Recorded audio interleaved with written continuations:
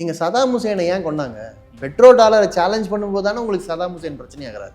அது வரைக்கும் Saddam Hussein எவ்வளவு மோசமா ஆட்சி நடத்தினாலும் உங்களுக்கு பிரச்சனை இல்லை.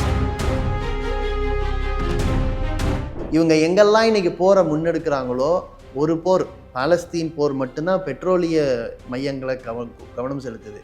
மீதி எல்லாமே அரிய தனிமங்களை கவனம். சரி, இந்த அமெரிக்கா எப்படி உங்களுக்கு சொந்தமாச்சு?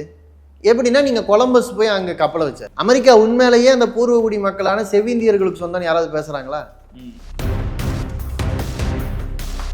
நாட்டோல இருந்து அமெரிக்கா வெளியில வரலாம், இல்லை நாட்டோ வந்து செய்யலாம் அப்படிங்கிறாங்க. அந்த ரிலேஷன்ஷிப் அப்படி பிரேக் ஆகுமா? நாட்டோனா என்ன? அது நாட்டோ எப்படி புரிஞ்சுக்கணும்? உலகத்தை தங்கனக்குள்ள பங்கு போட்டுக்கிறதுக்கு இராணுவத்தை வச்சுக்கிட்டு நடத்தின கூத்து தான் போர். அதுல கோடிக்கணக்கான பேர் செத்தாங்க. நான் நடத்தின போர்ல எல்லாம் என் பங்காளிகளுக்கு பலன் வந்திருக்கு. எனக்கு நீங்க என்ன கொடுத்தீங்க? கிரீன்லாந்து கேட்கிறாரா? உலகத்துக்கே அதிகமான ராணுவ செலவு பண்றது அமெரிக்கா தான். ஓகே, அவங்க பண்ற ராணுவ செலவு அளவுக்கு எந்த ஒரு தனி நாடும் பண்ணல. இப்போ பிரேசில், இந்தியா, ரஷ்யா, சீனா, சவுத் ஆப்பிரிக்காலாம் ஒன்றா சேர்ந்து நமக்குள்ள வர்த்தகத்தை பார்த்துப்போன்னு சொல்லும்போது, அப்படின்னா என்னோட வர்த்தகத்துக்குள்ள வரமாட்டியா அப்படிங்கிற கோவம் தான் ட்ரம்ப்புக்கு வருது. அது ட்ரம்ப்போட தனிப்பட்ட கோவம் இல்லை. அகண்ட இஸ்ரேல், இப்போ இந்தியாவில் வந்து அகண்ட பாரதம், இந்த அமெரிக்காவில் இப்போ அகண்ட அமெரிக்கா. சரியா? இதுதான் போகுது. இப்போ நடந்துகிட்டு இருக்க இந்த நிகழ்வுகளுக்கும் இப்போ தங்க விலை வந்து இவ்வளோ ஏறுறதுக்கும் என்ன கனெக்ஷன் இருக்கு கொஞ்சம் எக்ஸ்பிளைன் பண்ணி சொல்லுங்க. உறக்க பேசுகிறதுக்கு வணக்கம். வணக்கம் தோழர். வணக்கம். சமீபத்தில் செய்திகள் முழுக்க வந்து ட்ரம்ப் தான் ஆக்கிரமிச்சிருக்காரு. என்னன்னு பார்த்தீங்கன்னா, அவர் வந்து கிரீன்லாண்டை கைப்பற்ற போகிறதாகவும், கிரீன்லாண்டு வந்து எங்களுக்கு வேணும் அப்படிங்கிற மாதிரி அவர் சொல்கிறதாகவும் வந்து செய்தி உலகம் முழுக்க பரவிட்டு இருக்கு. அவர் எதுக்கு திடீர்னு இப்போ வந்து கிரீன்லாண்டை வந்து குறி வைக்கிறாரு? எதுக்கு அதை கைப்பற்றணும்னு நினைக்கிறாரு அவர்? இல்லை, ட்ரம்ப்புக்கு தனிப்பட்ட விருப்பம் இல்லை. அமெரிக்க நாட்டுக்கு வந்து அந்த கிரீன்லாண்டு வேணும். ஏன் வேணுங்கிறது இன்னுமே ஒரு நம்ம உலக மக்கள்லாம் கவனிக்க வேண்டிய செய்தி. அதாவது இந்த ஆர்டிக் பகுதி இருக்குல்ல, துருவத்தில் இருக்கிற பனியெல்லாம் உருகுது. ஏன்னா பருவநிலை மாற்றம், உலகமே அழிஞ்சிருங்கிற அளவுக்கான பிரச்சனை. ஆனால் அந்த பனி உருகிறதுனால ரஷ்யாவுக்கு அந்த பக்கம் கப்பல் போகிறதுக்கு போக்குவரத்து பாதை உருவாயிருச்சு. ஸோ அந்த பாதையை எப்படி கண்ட்ரோல் பண்ணுறதுங்கிற ஒரு பிரச்சனை. அப்படியே இதை மாற்றுறாங்க. இன்னொன்று, கிரீன்லாண்டுங்கிறது ஒரு பெரிய தீவு. ஆனால் அதை சொந்தமாக வச்சுருக்கிறது டென்மார்க்குன்னு ஒரு நாடு. அது வேற பக்கம் இருக்குது. ஏன் இவங்க போய் ஒரு படகுல போய் அந்த தீவில் முதல்ல அடைஞ்சிட்டு அப்புறம் அந்த தீவு அவங்களோடதுன்னு மாற்றிக்கிட்டாங்க. ஸோ இப்போ அமெரிக்க அதிபர் என்ன கேட்குறாருன்னா, நானும் தானே படகு அனுப்பிச்சிருக்கேன், என் படகு தான் நிறைய தடவை வந்திருக்கு, அதனால் நான் வச்சுக்கிறேங்கிறாரு. இப்போ 2 நாள் முன்னால் அந்த டேவோஸுங்கிற ஒரு ஊரில் ஒரு மாநாடு நடந்துட்டு இருக்கு. அதில் ட்ரம்ப் ஒரு 1 hour பேசினார். அதில் பேசும்போது எனக்கு வேணும், கிரீன்லாண்டு வேணும் அப்படின்னு சொல்லிட்டு அதுக்கு வந்து ஒரு கேள்வி கேட்குறாரு. நம்மலாம் நேட்டோ நாடுகளாக நம்ம நிறைய போர் நடத்தியிருக்கிறோம், நம்ம நிறைய இராணுவம் மற்றதெல்லாம் ஒன்றா தான் வச்சுக்கிட்டு இருக்கோம், நாங்கள் நிறைய போர் நடத்தி உங்களுக்கு நிறைய செஞ்சு கொடுத்துருக்கோம் மற்ற நாடுகளுக்கு, எங்களுக்கு என்ன கொடுத்தீங்க, அதனால் எங்களுக்கு இதை கொடுங்க அப்படியே கேட்குறாரு. சரி, இவர் வந்து இதை வந்து ஏற்கனவே உக்ரைன் அதிபர்கிட்டையும் கேட்டார். உக்ரைன் போர் நடக்கிறதுக்கு அமெரிக்கா தானே காரணம், உக்ரைனில் போர் நடந்துட்டு இருக்கு. இவர் உக்ரைன் அதிபரை கூப்பிட்டு அவர் வீட்டில் வச்சு பேசி, வீடுனா அந்த வெள்ளை மாளிகளை வச்சு பேசி, எனக்கு வந்து கனிம வளத்தெல்லாம் இப்போவே எழுதி கொடுன்னு கேட்டு வாங்கிட்டார். சரி. அதே மாதிரி இஸ்ரேல் இப்போ பாலஸ்தீனத்தை ஆக்கிரமிக்குது, ஒரு பெரிய போர், இனப்படுகொலை. நம்ம அதெல்லாம் வந்து மிகப்பெரிய பிரச்சனையாக பேசுகிறோம். அப்புறம் ஒரே வாரத்தில் என்ன சொன்னார்னா, இனப்படுகொலை அடைகிறதுனால உங்களை எல்லாம் வந்து வேற நாட்டுல குடியுரிமை கொடுக்கறதுக்கு எல்லாரும் தயாராக இருக்காங்க, அதனால் நீங்களாம் அங்கே போயிடுங்க, அந்த லேண்டை நான் எடுத்து அதை டெவலப் பண்ணி அங்கே வந்து பெட்ரோல் இருக்குது அதை எடுத்துக்கிறேன், அதே மாதிரி அதை வந்து சுற்றுலாத்தலமாக மாற்றிடுறேன். அந்த ஊரில் வாழ்கிற மக்கள் அமைதியை கேட்குறாங்க. இந்த ஆள் எப்படி பிளான் பண்ணுறாரு பார்த்தீங்களா, அந்த ஊரையே எனக்கு கொடுத்துரு, நீ எங்கேயாவது போய்க்கோ, இதுக்கு பேர் தீர்வு. இப்படி முன்வைக்கிறது இது கோமாளித்தனம்ங்கிறத விடவும் இவரை தானே ட்ரம்ப் அதிபராக தேர்ந்தெடுத்திருக்கிறாங்க. இன்னொன்று, பெரிய ஜனநாயக நாடுன்னு சொல்லிட்டு இந்த பல விஷயங்கள் வந்து அமெரிக்க நாடாளுமன்றத்திலலாம் அவங்க விவாதிக்கலை. ஓகே, எவனாவது இன்னொரு நாட்டை எங்கள் நாட்டில் மாநிலமாக இணைச்சிக்கிறோன்னு சட்டம் கொண்டு வருவானா? இது வந்து ஒரு கோமாளித்தனம் மாதிரி தெரியுது. ஆனால் ஆக்சுவலாக என்னென்னா, ஒரு ஃபாசிஸ்டுகள் இப்படி தான் சிந்திப்பாங்க. உலக போரை நோக்கி போகலாம், முதல்ல போர் நடந்தப்பவும் அப்படி தான் நடந்துச்சு. நீங்கள் ஜெர்மனி இல்லை இத்தாலி இல்லை ஜப்பானு இதெல்லாம் வந்து உலகப்போருக்கு எப்படி போனாங்க? இவங்க ஆயுதம் எடுத்துகிட்டு போவாங்க, இவங்க எந்த பகுதி பிடிக்கிறாங்களோ அந்த பகுதி இவங்களுக்கு சொந்தம். உலகத்தை தங்கனக்குள்ளே பங்கு போட்டுக்கிறதுக்கு இராணுவத்தை வச்சுக்கிட்டு நடத்தின கூத்து தான் போர். அதில் கோடிக்கணக்கான பேர் செத்தாங்க, ஆனால் நாட்டை பங்கு போட்டுக்கிட்டாங்க. இது 2 உலகப்போர் நம்ம பார்த்துருக்கோம். இப்போ வந்து 3வதாக உலகப்போர் நடக்க வாய்ப்பு இல்லை. ஆனால் அந்த எண்ணமும் அந்த வெறியும் இந்த ஏகாதிபத்திய நாடுகளுக்கு போகலை. ஏகாதிபத்தியம்ங்கிற வார்த்தை வந்து பல நேரம் நமக்கு புரியாது. உலகத்தையே கூறு போட்ட அந்த அந்த அந்த போக்குக்கு பேர் தான் ஏகாதிபத்தியம். அது ரொம்ப சட்டிலாக இருந்தது, இப்போ அது வெளிப்பட ஆரம்பிச்சிருச்சு. ஓகே, இல்லை இப்போ நீங்கள் ஏகாதிபத்தியம்னு சொன்னீங்க.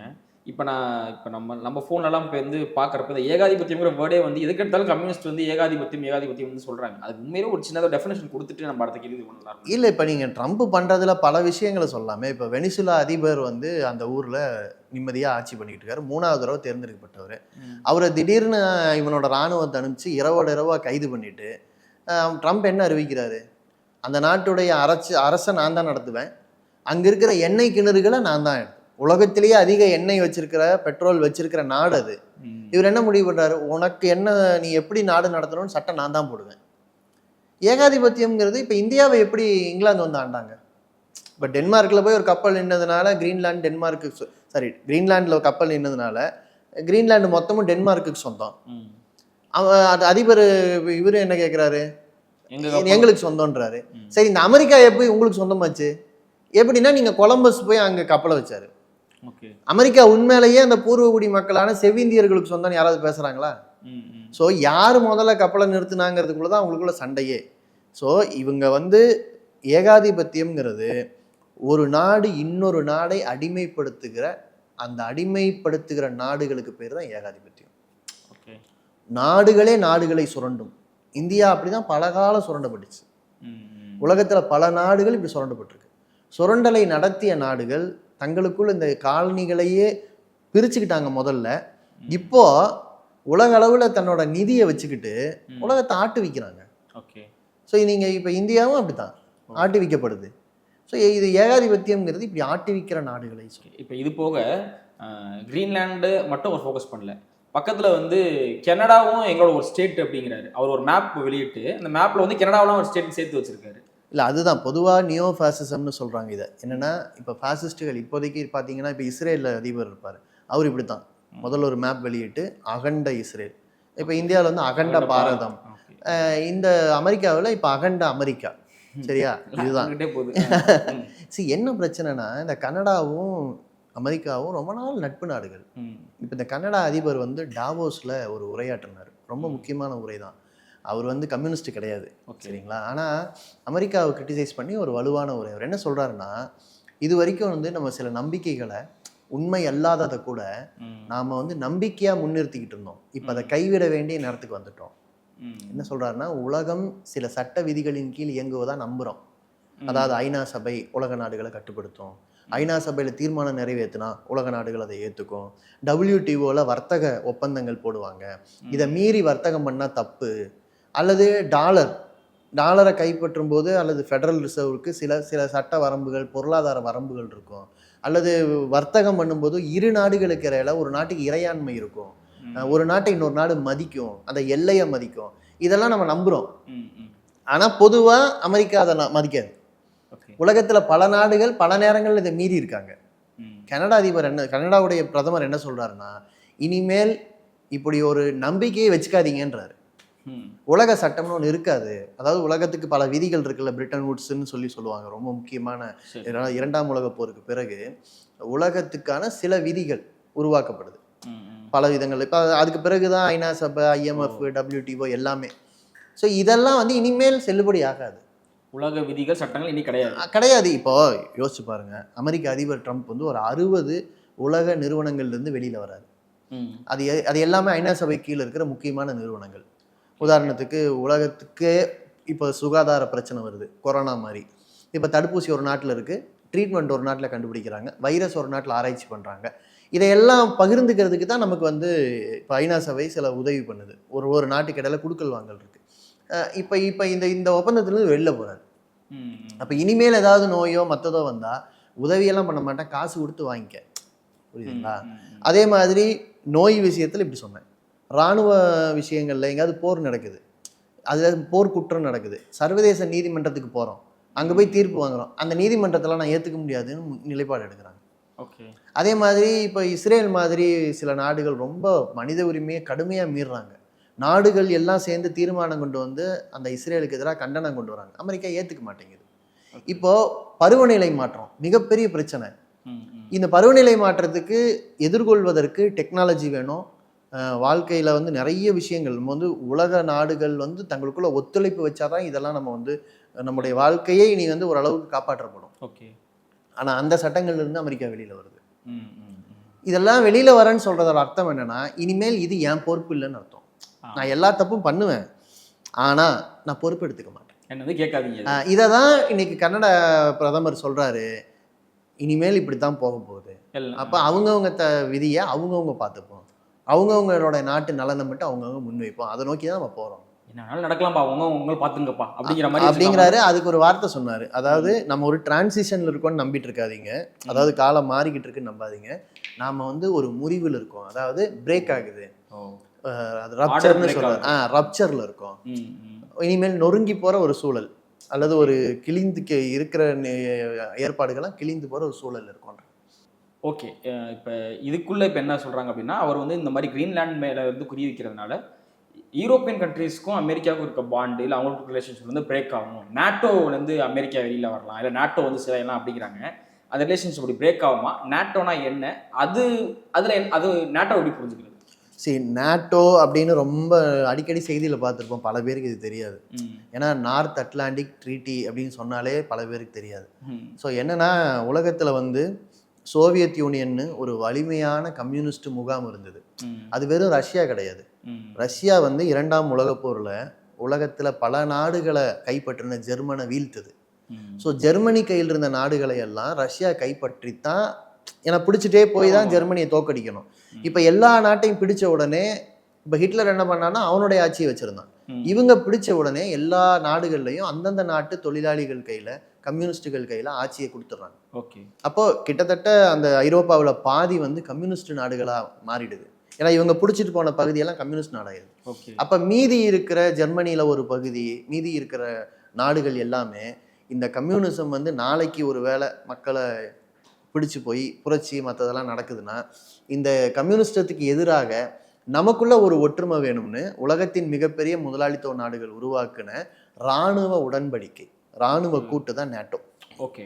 ஆனால் என்னன்னா 1949 1990 வரைக்கும் இதுக்கு ஒரு நியாயம் இருக்குது. ஏன்னா முதலாளிகள் சோசியலிஸ்ட்டை பார்த்து, ஒர்க்கிங் கிளாஸை பார்த்து, செம்படையை பார்த்து பயப்படுறாங்கன்னு வச்சுக்கலாம். ஆனால் ரஷ்யாவில் கம்யூனிசம் சிதறுண்டு போகுது.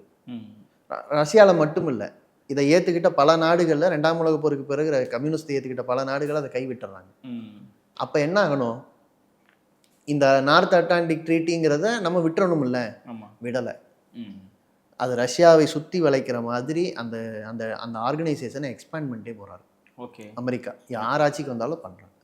இந்த கூட்டமைப்பில் இருக்கிறது இப்போ யூரோப்பிய கூட்டமைப்புன்னு சொல்கிற பல முக்கியமான நாடுகள், இப்போ Germany, France, Denmark, Sweden, Norway, நிறைய இருக்குது. ஓகே. இப்போ ட்ரம்ப் வந்து இந்த நேட்டோவின் முக்கியமான பங்கு வந்து அமெரிக்கா. ஏன்னா உலகத்துக்கே அதிகமான இராணுவ செலவு பண்ணுறது அமெரிக்கா தான். ஓகே. அவங்க பண்ணுற இராணுவ செலவு அளவுக்கு எந்த ஒரு தனி நாடும் பண்ணல. இப்போ அவர் என்ன சொல்கிறாருன்னா, நேட்டோவுடைய இராணுவ கூட்டில் நான் தானே பெரிய பங்காளி, நான் நிறைய போர் நடத்திட்டேன், எல்லா போர்லையும் உங்களுக்கு பலன் வந்திருக்கு அப்படி சொல்றாரு. நான் நடத்தின போர்ல எல்லாம் என் பங்காளிகளுக்கு பலன் வந்திருக்கு, எனக்கு நீங்க என்ன கொடுத்தீங்க? கிரீன்லாந்து கொடுங்க. அதோட பரவாயில்ல, நார்வேக்கு ஒரு லெட்டர் எழுதி இருந்தாரு, காமெடி லெட்டர் மாதிரி தெரியும். நார்வேக்கு ஒரு லெட்டரு, நான் வந்து உங்ககிட்ட பீஸுக்கான நோபல் பரிசு கேட்டேன். அதாவது நோபல் கொடுக்கறது நோபல் கமிட்டி, ஆனா அவங்க நார்வேல தான் இருக்காங்க. இவர் கடிதம் எழுதுறாரு, உங்ககிட்ட பீஸுக்கு நோபல் பரிசு கேட்டேன், நீ கொடுக்கல, நான் ஏன் இனிமேல் பீஸ் கடைபிடிக்கணும், அதனால நான் கிரீன்லாண்டை கேட்பேன் அப்படின்னு சொல்லி எழுதுறாரு. உடனே இந்த நேட்டோ நாடுகள், நட்பு நாடுகள் எல்லாமே டென்மார்க்குக்கு ஆதரவா பேச ஆரம்பிக்கிறாங்க. டாவோஸ்ல நடக்கிற கூட்டத்துல போய் 1 மணி நேரம் பேசுற அந்த ட்ரம்ப் வந்து என்ன சொல்றாருன்னா, நான் பிடிக்க மாட்டேன், என்கிட்ட ஆனால் இராணுவம் இருக்குது, நான் நினச்சா இராணுவத்தை அனுப்பலாம், ஆனால் நான் அனுப்ப மாட்டேன், இப்படியா சொல்கிறேன். பட் என்ன பாயிண்ட்னா, நீங்கள் கிரீன்லாண்டில் வாழ்கிற மக்கள் அமெரிக்காவோட சேர விரும்பலை. அவங்களுக்கு விருப்பம் ஏன் விருப்பம் இல்லை? ஏன்னா அந்த நாட்டில் வந்து இப்போ நீங்கள் சோசியலிசத்தோட பல நல்ல கூறுகள் வந்து இப்போ பழைய முன்னாள் சோசியலிஸ்ட் நாடுகள்லையும் ஈவன் முதலாளித்துவ நாடுகள்லையும் இருக்குது. என்ன? மெட்டர்னிட்டி லீவு 52 வாரம், 1 வருஷம் சம்பளத்தோட விடுமுறை, யாருக்கு உடம்பு சரியில்லாமல் போனாலும் அரசு பார்த்துக்கும், நீங்கள் மருத்துவமனைக்கு போனால் அரசு சிகிச்சை கிடைக்கும், சம்பளத்தோட விடுமுறைங்கிறது வந்து ஏதோ குழந்தை பிறப்புக்கு மட்டும் இல்லை, மீதி காலத்திலையும் நீங்கள் வந்து கூடுதலாக வெக்கேஷன் எடுத்துக்கலாம், உரிய சம்பளம், வேலையில்லா காலத்தில் சம்பளம், இதெல்லாம் டென்மார்க்கு கீழே இருக்கிற கிரீன்லாண்டில் கிடைக்கும். ஓகே. ஆனால் இது அமெரிக்கா கீழே போனால் கிடைக்காது. ஏன்னா அமெரிக்காவில் இந்த எந்த உரிமையும் கிடையாது, முதல்ல யூனியன் ரைட்ஸே கிடையாது. அதனால கிரீன்லாண்ட் மக்கள் என்ன சொல்கிறாங்கன்னா, நான் அமெரிக்கா கீழே போக மாட்டேன், ஓகே, நான் ஏற்கனவே இருக்கிற செட்டப் படி இருந்துக்கிறேன்றேன். ஓகே. ஸோ இவர் என்ன சொல்கிறாரு, நான் பிடிப்பேன், எனக்கு இராணுவ ரீதியாக அது முக்கியம், கனிம வள ரீதியாக அது முக்கியம். கனிம வள ரீதியான என்ன இருக்குங்க? என்னன்னா இன்னைக்கு அமெரிக்கா வாழக்கூடிய முக்கியமான மிகப்பெரிய பணக்காரங்க பெட்ரோலிய பணக்காரங்க கிடையாது, அவங்க எல்லாருமே டிஜிட்டல் பணக்காரங்க. அதாவது அவங்க வந்து ஃபேஸ்புக் வச்சுருக்காங்க, கூகுள் வச்சுருக்காங்க, அமேசான் வச்சுருக்காங்க, என்விடியா வச்சுருக்காங்க, மைக்ரோசாஃப்ட் கம்பெனி, இது மாதிரி வந்து கம்ப்யூட்டர் தயாரிக்கிறவங்க, இன்டர்நெட்டை ஹோல்டு பண்ணுறவங்க பெரிய நிறுவனங்கள். ஸோ இந்த பெரிய பணக்காரங்களுக்கு இப்போ தேவை எலக்ட்ரிக்கல் சார்ஜிங், அந்த மாதிரியான விஷயங்கள், இவி வெஹிக்கிளுக்கு தேவைப்படுற அரிய தனிமங்கள்னு சொல்லலாம். அந்த அரிய தனிமங்கள் கிரீன்லாண்டில் கிடைக்குது, வெனிசுலாவில் கிடைக்குது, உக்ரைனில் கிடைக்குது. இவங்க எங்கெல்லாம் இன்னைக்கு போரை முன்னெடுக்கிறாங்களோ, ஒரு போர் பாலஸ்தீன் போர் மட்டும்தான் பெட்ரோலிய மையங்களை கவனம் செலுத்துது, மீதி எல்லாமே அரிய தனிமங்களை கவனம் செலுத்துது. ஓகே. ஸோ இப்போ அடுத்த டார்கெட் அரிய தனிமங்கள், ரேர் எர்த் மினரல்ஸ்ன்னு சொல்லுவாங்க. ஓகே. ஸோ அதுதான் வந்து செமிகண்டக்டர், இப்போ நம்ம பயன்படுத்துகிற ஃபோனு, இன்டர்நெட்டு எல்லாத்துக்கும் அடிப்படை. ஸோ அவங்க அதை வந்து கைப்பற்றுறதுக்கு, அதை எங்கெல்லாம் எந்த நாடுகள் இருக்கோ அதை தன்னோட காலனியாக மாற்றுறதுக்கான வேலையை செய்யும். ஓகே. இப்போ இதுக்கு முன்னாடியுமே வந்து அமெரிக்கன் பிரசிடென்ட்ஸ் நிறைய பேர் வந்திருக்காங்க, அவங்களாம் இந்த மாதிரி ஃபாஸ்ட்டாக எந்த நடவடிக்கை எடுக்கல. இவர் வந்தார், வந்தோடனே அங்கே கைப்பற்றுறேன், இதை கைப்பற்றுறேன், அதை மாத்திரம் இதை மாத்திரம் இப்படி போகிறார்ல, இதை யாருமே தடுக்க முடியாது. ஐநா மாதிரி ஒரு பாடி கூட தடுக்க முடியாது, அதில் உலக நாடுகள் யாருமே தடுக்க முடியாது. அதை இல்லை, அப்படி கிடையாது. நீங்கள் பைடனுடைய ஆட்சியும் அதுக்கு முன்னால் இருந்த ட்ரம்ப் ஆட்சியும் பெருசாக வேறுபடலை. அதனால தான் திரும்ப ட்ரம்ப் வராரு. ஏன்னா அமெரிக்க மக்களுக்கு இவ்வளோதான் சாய்ஸ். அங்கே வந்து ஜனநாயகம் இருக்கிறதா சொல்லுவாங்க, 2 கட்சிக்கு ஒரே கொள்கை தான். ஆனால் என்னன்னா ட்ரம்ப்புடைய காலம்ங்கிறது உலக அளவில் குளோபல் ஒழுங்குன்னு சொல்கிற மாதிரி உலகத்துக்கு இருந்த சில சட்ட விதிகளையே மீறுற காலம். என்னன்னா இப்போ WTO ஒப்பந்தப்படி தான் நீங்கள் வர்த்தகம் பண்ணணும். அப்படின்னா இந்தியா மேலே எப்படி 500% வரியெல்லாம் போடுவீங்க? இப்போ 50% வரியை போட முடியாதுல்ல, போட்டிருக்கூடாதுல்ல. இந்திய ஏற்றுமதியில் கடுமையாக பாதிக்கப்பட்டிருக்கு.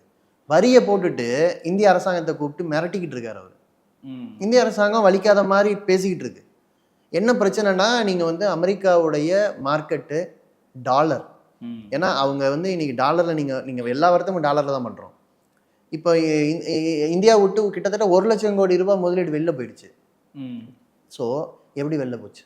ஏன்னா இந்த WTO ஒப்பந்தத்தை மதிக்கல அமெரிக்கா, IMF-ஐ மதிக்கலை, நீங்கள் பாலஸ்தீன் மாதிரி விஷயங்கள்லாம் ஐக்கிய நாடுகள் சபையை அது மதிக்கலை. ஸோ எந்த உலக சட்டத்தையும் அது மதிக்க மாட்டேன்னு சொல்லுது. இதுக்கு முன்னால் இருந்த அதிபர்கள் உலக சட்டத்தின்படி, IMF விதியின்படி அதை நீ மதிக்கணும்னு இந்தியாவை கையை முறுக்கிக்கிட்டு இருந்தாங்க, அழுத்தம் கொடுத்துட்டு இருந்தாங்க. எல்லா நாடுகளையும் முறுக்கி நீங்களாம் மதிக்கணும், உங்களுடைய சந்தையை திறந்து விடுங்க நாங்கள். இப்போ அமெரிக்க அதிபர் ட்ரம்ப் தன்னோட சந்தையை மூடுவேன்னு சொல்றாரு.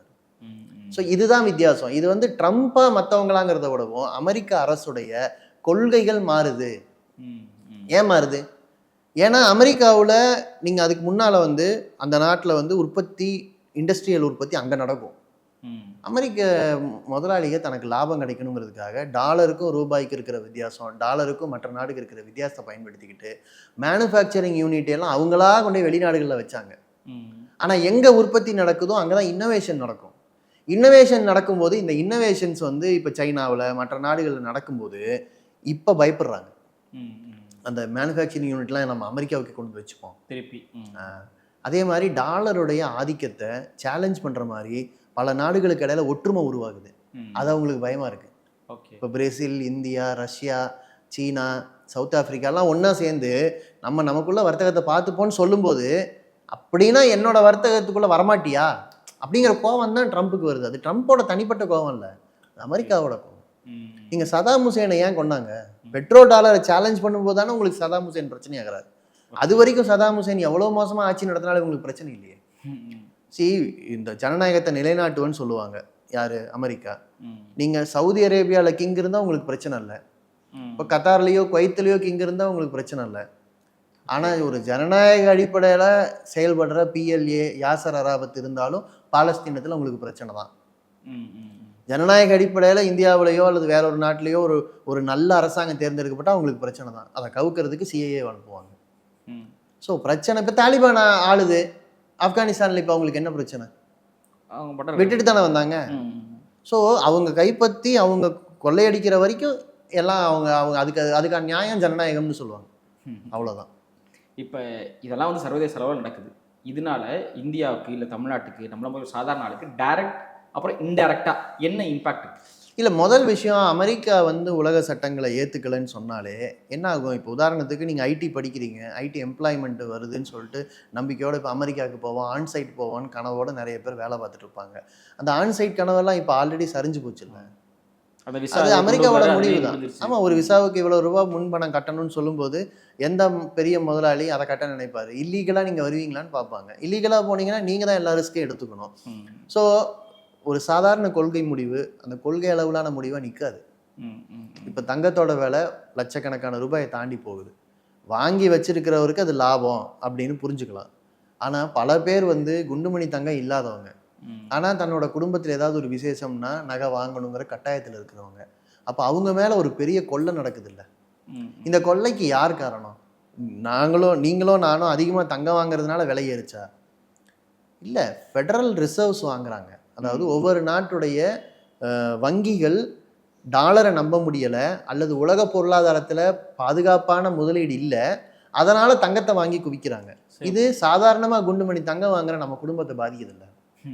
அதே மாதிரி பெட்ரோலை வந்து நீங்கள் இன்றைக்கி ரஷ்யாவிலேருந்து வாங்குறீங்க, இந்தியா வாங்குது, அதனால் நமக்கு டாலர் கொஞ்சம் கையில் இருக்குது. அதாவது நமக்கு விலை குறையலைனாலும் நம்ம டாலர் கொடுத்து வாங்கலை, ரஷ்யா ரூபில் கொடுத்து வாங்குகிறோம், அதனால் டாலர் கையில் இருக்குது. ஆனால் இப்போ நீங்கள் அமெரிக்கா பண்ணுற நிர்பந்தத்தின்படி நீங்கள் டாலரில் தான் வாங்குறீங்கன்னா என்ன ஆகுன்னா உங்கள் கையில் இருக்கிற டாலர் இருப்பு குறைஞ்சிரும். அப்போ உங்களுக்கு தேவையான வேற பொருட்கள் இறக்குமதி பண்ண முடியாமல் போகும், பற்றாக்குறை வரும். அது வந்து அதுதான் பக்கத்தில் இலங்கையில் வந்துச்சு. உரம் இறக்குமதி பண்ண முடியல அவங்களால. அதனால அங்கே ஒரு பெரிய போராட்டமே வெடிச்சது இல்லை. இங்கே இந்த அமெரிக்கா சும்மா இருக்காது. இப்போ ஈரான் எடுத்துக்கங்க, ஈரான்ல இன்னைக்கு போராட்டம், கடுமையான போராட்டம். அமெரிக்கா என்ன சொல்லுது? போராடுறவங்களுக்கு ஆதரவாக நிற்கிற மாதிரி சொல்லிட்டு எந்த ராஜாவை புரட்சி பண்ணி ஈரானிய மக்கள் விரட்டி அடித்தாங்களோ அந்த ராஜாவை திரும்ப ஆட்சி கொண்டு வரேன்னு சொல்லுது அமெரிக்கா. ஓகே. அதே மாதிரி வெனிசுலா நீங்கள் பார்த்தீங்கன்னா தெரியும், அவங்களுக்கு பிடிக்காத ஆட்சியை கொண்டு வரதுக்கு அமெரிக்கா நான் கொண்டு வருவேன்னு சொல்லுது. பங்களாதேஷில் அதான் நடக்குது. போராடுறாங்க, மாணவர்கள் தான் போராடினாங்க, ஆனால் அவங்க ஆட்சிக்கு வரப்போகிறது இல்லை, அவங்க ஆட்சிக்கு வர முடியாது. இப்போ நீங்கள் பார்த்தீங்கன்னா செய்திகள் படிச்சிங்கன்னா தெரியும், அவங்க பின்னுக்கு போயிட்டாங்க, பின்னுக்கு தள்ளப்பட்டுட்டாங்க. ஏன்னா அமெரிக்கா வெறுமனே வந்து தலைப்பு செய்தி மட்டும் உருவாக்கிட்டு இருக்காது, உங்கள் சொந்த நாட்டுக்குள்ளே வந்து உங்கள் சொந்த நாட்டோட அரசியலை திருப்பி போடும். இப்போ தமிழ்நாட்டுக்கு என்ன நடக்கும், இந்தியாவுக்கு என்ன நடக்கும்னா, இப்போ இந்தியாவை யோசிச்சு பாருங்கள். இந்தியா வந்து உலக அளவில் தனித்த ஒரு நிலைப்பாடு கொண்டிருந்த நாடு, சர்வதேச நிலைப்பாடு. இப்போ பாலஸ்தீனமா நம்ம நிலைப்பாடு வந்து பாலஸ்தீனத்தை ஆக்கிரமிப்பதை எதிர்ப்போம், சரியா? ஆனால் இப்போ வாயத்தரன்னு சொல்ல முடியுதா? அதே ட்ரம்ப்பு பாலஸ்தீனத்தை ஐநா சபை சொல்றதுக்கு மாறா வேற ஒரு அமைப்பை உருவாக்கி அங்கே அவர் சொல்ற அமைதியை நிலைநாட்டு வரான். அந்த டீம்ல இந்தியா வேணும்னு தைரியமாக கேட்குறாரு, நம்மளால கண்டிக்க முடியல. வெனிசுலாவில் அவர் போனதை கண்டிக்க முடியல. சரி, இதெல்லாம் முடியல, நம்ம திருப்பூர்லேருந்து ஏற்றுமதி ஆகுது பல பொருட்கள், அந்த வரியை குறைக்க முடியல. அப்போ நம்ம உள்ளூர் அளவில் வேலைவாய்ப்பு பாதிப்பு வருது இல்லை? அது மட்டும் இல்லை, நீங்கள் வந்து நாளைக்கு விவசாய பொருட்களை இறக்குமதி பண்ணுறதுக்கு நம்ம ஊரில் பால் உற்பத்தி பண்ணுறோம், நம்ம ஊரில் பால் பொருள் இருக்குது, அதை வந்து இறக்குமதி பண்ணி நம்ம ஊர் விலையை விட குறைச்சி விற்கிறதுக்கு அக்ரிமெண்ட் போட நிற்கிறான். ஓகே, பால் பொருளையும் விவசாயத்திலையும் அமெரிக்க பொருட்களை இங்கே விற்கிறதுக்கு அக்ரிமெண்ட் போட நிற்கிறான். நம்ம ஊர் மார்க்கெட்டோட கம்மி விலைக்கு நான் விற்பேன், விற்கிறதுக்கு அக்ரிமெண்ட் போடு, அதுக்கான சலுகை கொடு. இப்போ என்ன, உன்னோட மானியத்தை கட் பண்ணுன்றான். உங்கள் விவசாயியோட நான் போட்டி போடணும், அப்போ விவசாயிக்கு மானியம் கொடுக்காத, மின்சார மானியம் கொடுக்காத, 100 நாள் வேலை திட்டத்தை கட் பண்ணது கூட ஆக்சுவலாக அதோட இணையுது. ஓகே. நீங்கள் நம்ம நாட்டுக்கு மின்சார தேவை அதிகமாக போகுது. ஏன்னா எல்லா நாட்டுக்கும் அதிகமாகும். இப்போ மின்சாரத்துக்கு நம்ம அணு மின்சாரத்தை நம்பி இருக்கிறோம். திடீர்னு அமெரிக்காவுக்கு சாதகமாக ஒரு சட்டம் வருது. என்ன? நீங்கள் அமெரிக்காவிலிருந்து அணு மின்சாரம் அணு உலை வாங்கும்போது அது ரிப்பேராக இருந்தால் உங்களுக்கு வித்த வரை நீங்கள் பொறுப்பாக்கக்கூடாது. இப்படி ஒரு திருத்தத்தை உங்கள் நாட்டில் சட்டமாக கொண்டு வரதுக்கு இன்றைக்கி அரசாங்கம் துடிக்குது. நம்ம நாட்டில் வித்தவன் டிஃபெக்டடாக விற்றா அவன் தானே பொறுப்பு. நீங்கள் இப்போ இது விஷவாயு மரணம் போபாலில் நடந்தப்போ நாம் அந்த சம்மந்தப்பட்டவனையும் சேர்த்து தான் நம்ம குற்றவாளி ஆக்கணும். ஆமாம். அந்த நிறுவனத்தை. ஆனால் அப்படி ஆக்க முடியாதுங்கிற மாதிரி வரும்போது நீங்கள் நமக்கு என்ன வரும்னு நம்ம சொல்ல முடியாது. ஆனால் நமக்கு இருந்த பாதுகாப்புகள் ஒவ்வொன்றா காலியாகும். ஸோ சர்வதேச ஒழுங்குங்கிறது சாதாரண மக்களுக்கு தேவையான ஒன்று. அதை பற்றி நம்ம தெரிஞ்சு வச்சுக்கல, ஆனால் அது நம்மளோட வாழ்க்கையில் தாக்கம் செலுத்திக்கிட்டு தான் இருக்குது. நீங்கள் தங்க விலையை தங்க விலை ஏறதுக்கு இதெல்லாம் தான் காரணம்னு சொன்னீங்க. இப்போ நடந்துகிட்டு இருக்க இந்த நிகழ்வுகளுக்கும் இப்போ தங்க விலை இவ்வளோ ஏறுறதுக்கும் என்ன கனெக்ஷன் இருக்குன்னு கொஞ்சம் எக்ஸ்பிளைன் பண்ணி சொல்ல முடியுமா? தங்கம்ங்கிறது நம்ம நினைக்கிற மாதிரி நகைக்கு மட்டும் பயன்படுத்தப்படுற ஒரு விஷயம் கிடையாது. அதிகமான உழைப்பை போட்டு ரொம்ப கம்மியாக உற்பத்தி ஆகிற பொருட்கள் எல்லாமே சேமிப்புக்கான ஒரு விஷயமாகவும் மாறும். ஆனால் சேமிப்புக்கு வாய்ப்பு இருக்கிற பல அரிய தனிமங்களை தனி மனுஷங்க ஹேண்டில் பண்ண முடியாது. ஏன்னா அதில் ரேடியேஷன் இருக்கும். அதை வச்சுக்கிறது கஷ்டம், அதை பாதுகாக்கிறது கஷ்டம். ஆனால் நகையை எல்லாருமே ஹேண்டில் பண்ணலாம், தங்கத்தை எல்லாருமே ஹேண்டில் பண்ணலாம். அதனால் உலக நாடுகள் தன்னோட முதலீட்டுக்கான ஒரு விஷயமாக அதை பார்க்குறாங்க. ஓகே. இப்போ 1000 ரூபாயில் ஒரு தங்கம் வாங்குறேன், 1,00,000 ரூபாயில் ஒரு தங்கம் வாங்குறேன்னா தங்கம் வாங்குற என்னால் தங்க விலை ஏறாது. ஆனால் 100 கோடியில் வாங்குறேன், 1000 கோடியில் வாங்குறேன், என்னோட 1,00,000 கோடி ரூபாய் நான் தங்கத்தில் போட்டு வைக்க போகிறேன் அப்படின்னா தங்கத்தோட விலை, தங்கத்தோட டிமாண்டு பல மடங்கு அதிகரிக்கும். ஸோ உலக அளவில் இருக்கிற தங்கத்தை வாங்குறதுக்கு போட்டி எப்போ நடக்கும்? இந்த பணத்தை வேற எங்கேயாவது வச்சா கரைஞ்சு போயிருங்கிறப்ப நடக்கும். ஏன்னா நான் ஒரு ஸ்டாக்கில் போடுறேன், ஸ்டாக் விலை இறங்குது, நான் ஸ்டாக்லேயே எவ்வளோ நாளைக்கு வச்சுருப்பேன்? இறங்கிக்கிட்டே இருக்கேன். இல்லை ஒரு வங்கியில் கொடுத்து வைக்கிறேன், ஆனால் ரூபாயோட மதிப்பே இறங்குது. நான் டாலரில் மாற்றினா தான் சேஃபாக இருக்கும். அப்போ அதுக்கு நான் டாலருக்கு மாற்றுறது, அப்புறம் இன்னொன்றுக்கு மாற்றுறதுன்னா முடியாது. அப்போ எனக்கு சேஃபான ஹெவன், அதாவது உலக பொருளாதாரம் நெருக்கடிக்கு போகும்போது பாதுகாப்பான இடத்துல என் பணத்தை எப்படி வைக்கிறதுன்னு எல்லா பணம் வைத்திருக்கிறவரும் யோசிப்பார். இப்போ நாடுகளே யோசிக்குது. ஓகே. டாலரை நம்ப முடியலை, எல்லாரும் பணத்தை தங்கத்துக்கு மாற்றுவோம் மாற்றும்போது நமக்கெல்லாம் விலை ஏறுற மாதிரி தெரியுது. இப்போ 1,00,000 ரூபாயிலிருந்து 1,10,000 ரூபாய் ஏறும்போது நமக்கெல்லாம் 10,000 அந்த மாதிரி தெரியும். ஆனால் இங்கே கேம்பிள் நடக்க போகிறதே அந்த 10,000 ரூபாயில தான். ஓகே. ஏன்னா நீங்கள் வாங்கி வைக்கிற பணம் நீங்கள் திரும்ப அதை பணமாக கன்வெர்ட் பண்ணுற வரைக்கும் அது உங்களோட சேமிப்பு வெறும் தங்கம் தான். அது நீங்கள் கன்வெர்ட் பண்ணுற நினைக்கிறதுக்குள்ளே இந்த 10,000 ரூபாயில் எத்தனையோ ஏற்ற இறக்கம் நடந்து இதில் கோடியில் போடுற இன்வெஸ்ட்மெண்ட் இன்னும் பல கோடியாக திரும்ப எடுக்கிறதுக்கு அவங்களோட சாதகமான நேரத்தில் அதை எடுத்துகிட்டு போயிடுவாங்க. ஆனால் சாதாரணமாக ஒரு 10,000மோ 20,000மோ போட்டு வச்சு ஒரு முதலீடாக அதை பார்க்கல. அவருக்கு நகை வேணும்னு வாங்கியிருக்காரு. தன் குடும்பத்துக்கு இல்லை தான் மனைவிக்கு ஒரு அன்பை தெரிவிக்கிறதுக்கு அல்லது ஒரு முக்கியமான விழாவில் ஒரு மாமா மச்சான் போட்டுக்கிறதுக்குன்னு வாங்குறது இருக்கு இல்லையா, அது கேம்பிளிங் நடக்கலை. நம்ம தேவைக்கு வாங்குறோம். ஆனால் நம்ம தேவைக்கு வாங்குற ஒரு பொருளில் கேம்பிளிங் நடக்கும்போது அந்த கேம்பிளிங்கோட மொத்த சுமையும் நீங்கள் தான் சுமக்கிறீங்க. இது அரிசியில் நடந்தாலும் நீங்கள் தான் சுமக்கிறீங்க, பருப்புல நடந்தாலும் நீங்கள் தான் சுமக்கிறீங்க. ஆனால் அரிசியோ பருப்போ குறிப்பிட்ட காலம் தான் ஸ்டாக் வச்சுக்க முடியும், தங்கம் நீண்ட காலம் ஸ்டாக் வச்சுக்க முடியும். அரிசியோ பருப்போ மூட்டையாக தூக்கிட்டு போகணும், தங்கத்தை ஒரு கையில் அள்ளிட்டு போகலாம். இதனால தான் தங்கத்தில் நடக்கிற கேம்பிளிங் ரொம்ப ரொம்ப முக்கியமானது. ஓகே, நன்றி.